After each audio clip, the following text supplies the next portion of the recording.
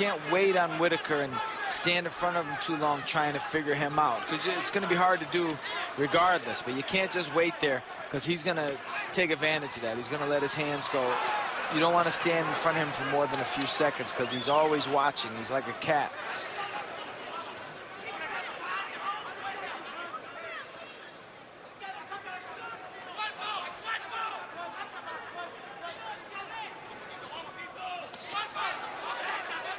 Left hand comes in again, back to that right jab.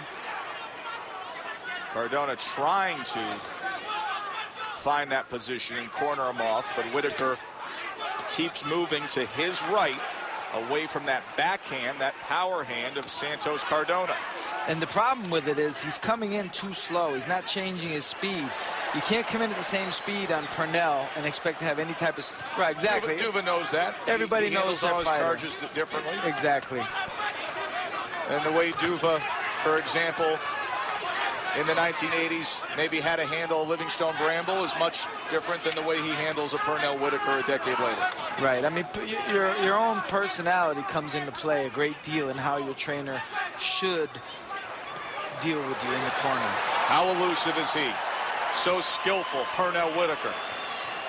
And then doubles up the jab.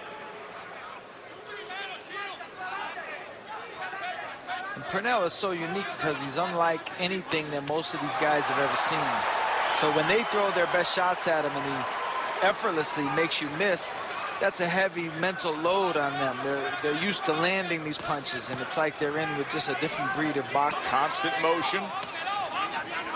That's what he heard after the 6th round. Everything is fine, his corner said. Just box and keep moving.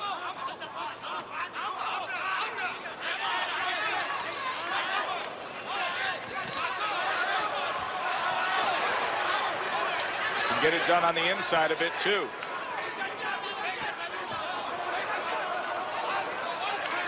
It's similar to the Chavez fight where he has that edge in speed, his edge in reflex, obviously, and he can get away with standing in front a little bit longer than he might against maybe somebody different, somebody a little bit more explosive. Lou Duva barking out, I want to see that jab. Saw plenty.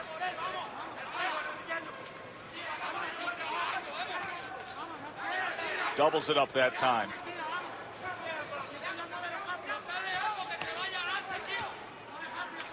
Winning this 8th round with one hand. Yeah, we've seen that before. He can get down low, maintain that balance, be shifty and defensive-minded.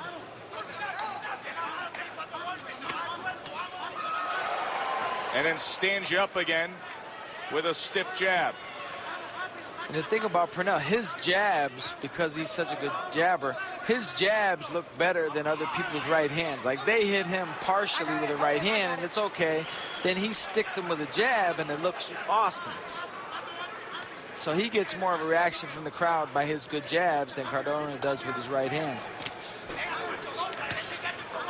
Now he goes with the straight left to the body. You brought up the point that eventually you land that jab, and you keep doing it consistently, and the opportunities for the left hand are going to be there.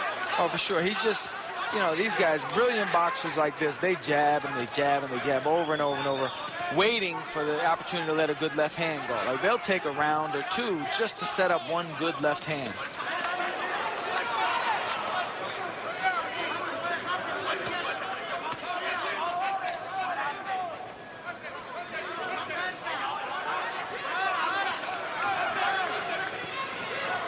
Cardona has got very little accomplished in this 8th round.